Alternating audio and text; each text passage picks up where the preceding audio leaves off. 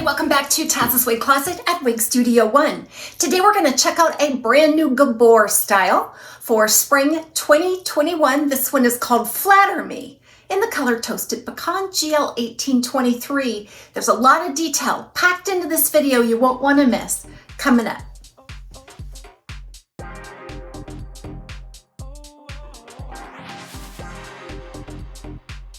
This style was sent to me by Wig Studio One for this review today, so we can try it before you buy it. Be sure to check it out at Wig Studio One. Below the video in the description section, there'll be a link directly to this style where you can check out all the details and pricing. We invite you to shop at Wig Studio One, and we want to earn your business. If there's anything we can do, reach out to support at wigstudio1.com or from any product page on the website. Scroll down, hit the help button to be connected with a live chat. Flatter Me is the longest of the three new styles released by Gabor for spring 2021. It's a part of their luxury collection. Now, typically that means you'll at least see a full lace front, probably left monofilament side part, if not a full hand-tied top. This particular one does have that full hand-tied top. We're going to talk about that in just a moment. Flatter Me is a short to mid-length, shaggy, layered style. It looks very modern in its appeal, and it kind of has a sleek design to it as well. And it just appears to be just a feathery light texture here. So we're going to talk about this Toasted Pecan though, this GL 1823. It was probably 4 or 5 years ago when I first explored this color and fell in love with it. Typically I like the blondes. And as I was kind of exploring new colors and so forth, this just helped me really open my mind to some brunettes. So what you're going to find here is a light ash brown, and then that's highlighted with an ash platinum. The highlighting is kind of a coarse blending here. It really lightens and brightens it up, but it doesn't change the tone. It's still a very ashy, cool toned color. And they do bring those highlights right up to the lace front. So let's talk about these specs for a moment. So that first piece here, this fringe layer, is about 5.75 inches. Kind of feathers back and away and stays out of the eyes. So when I brought this right out of the box, I gave it a nice shake. I swirled around all over at the base of the cap and shook it out really well just because I wanted to set these fibers free. Now I did have to train this with my fingers just a bit in my hands to keep it out of the eyes, because when a wig comes right out of the box and it's not pre-styled or anything, you just got to keep it out of your eyes, and it's best for the review if I'm not constantly pushing it out of the eyes. But just know that when it came out of the box, it was fairly flat there and kind of fell down in front of the eyes, but it did not take much at all to create some lift and some feathery movement away from the face that does tend to stay there. All right, so overall it's about 12 inches from the crown down. It has little subtle flips, typical of a nice modern shag style cut. Weighs about 3.4 ounces. It features a full temple to temple lace front and then a completely hand-tied top. So let's talk about that. So the lace front, I think, is done very well. It runs temple to temple, and it feels like it does extend back into the ear tab there. And like I said, they did bring that highlight up to the root, but not in a heavy banding effect. Let me explain what my observation is here. Hopefully on camera, you're picking up on some of these little short, springy hairs right there at the lace front. It almost appears as a baby hairs. However, I feel like this is probably accidental, and I'm not sure whether we should expect that on all of these styles. It appears as though they've gone through and they've used a razor to trim, and they pulled it a little too tight, and it kind of sprang back into these springy hairs, which can happen on synthetic fiber. If you've ever pulled one too tight, they just spring back in an elastic motion, and it leaves you with these little springy, curly hairs right there at the hairline. So let's talk about this hand-tied top. It's not a traditional monofilament top. It's a hand-tied base that's kind of a mesh material, so you'll find hand-tied cluster knots all throughout the top. And then that's covered with a little bit of a nylon liner, so it almost looks like a two-ply event going on up there.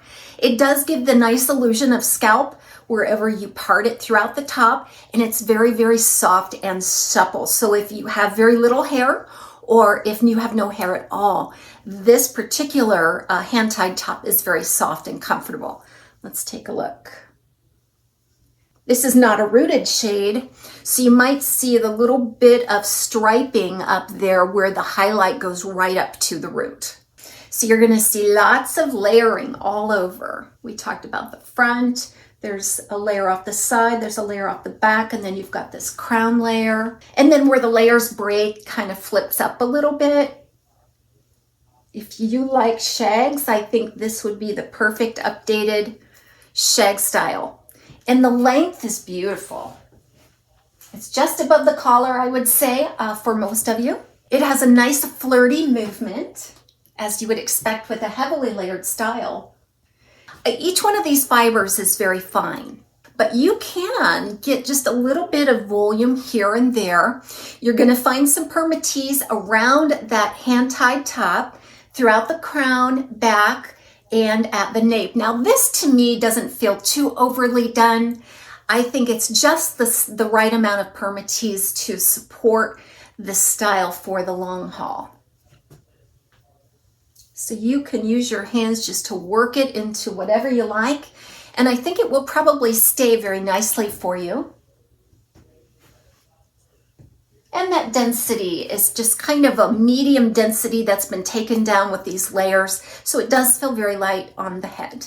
So what do I really like about this? I think it's very wearable. First of all, you have that 5.75-inch fringe at the front. You've got a nice practical overall length just above the collar. It has some nice flirty movement and some beautiful cut features where you can just really have a good time styling this, moving it away.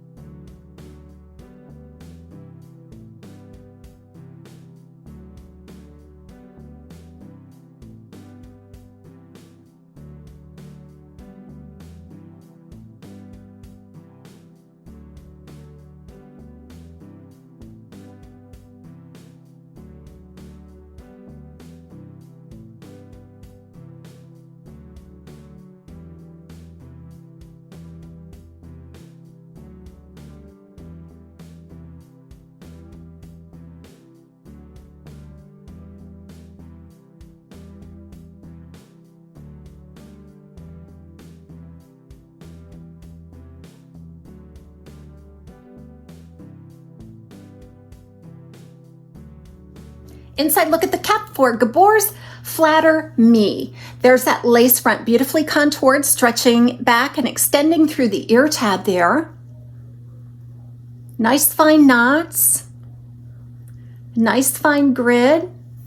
That moves back into a hand-tied top. So you'll notice that there's a little bit of a nylon mesh there. Underneath are the hand-tied knots. Very soft, pliable. A closed velvet covered ear tab here. Velcro style adjusters, lots of wefting and lots of stretch.